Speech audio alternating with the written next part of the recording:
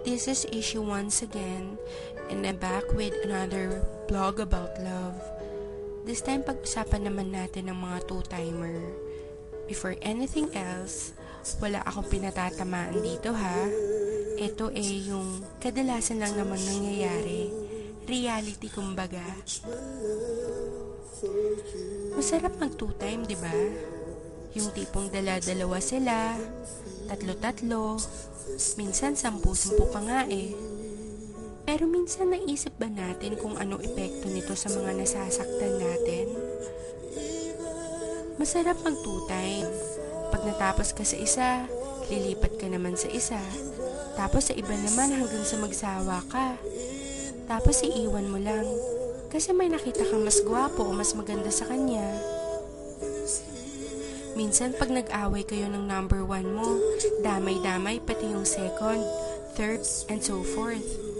Kawawa naman sila, no? Samantalang wala naman silang ginagawa sa'yo kung di ang intindihin ka at mahalin lang. Bakit nga kaya masarap mag two-time? Kasi hindi ka marunong makontento sa kung anong meron ng girlfriend or boyfriend mo? Kasi meron mas better sa present mo? O baka naman kasi selfish ka, ayaw mong i-let go yung present mo if it's for your own sake kahit nasasaktan mo na siya. Kasi Kasi sarili mo lang iniisip mo. Paano kung gawin sa'yo yun? Sa tingin mo makakaya mo? Sa tingin mo okay lang sa'yo? Di ba masakit din? Tsaka, saka mo malalaman na mahal mo pala talaga siya pag may mahal na siyang iba. Pag hindi na ikaw ang mahal niya.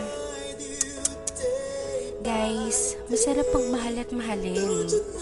Sana lang, marunong tayong makontento sa ibinigay sa atin. Tayo-tayo na nga lang ang nagkakaintindihan.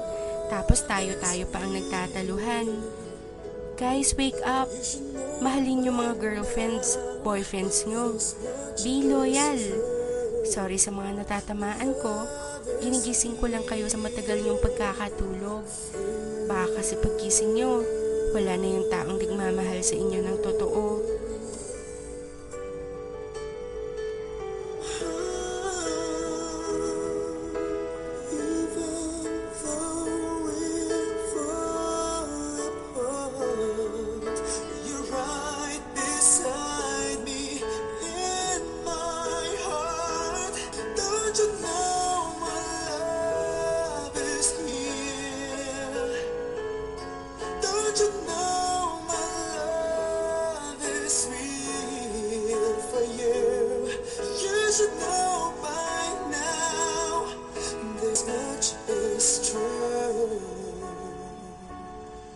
My love is here for you.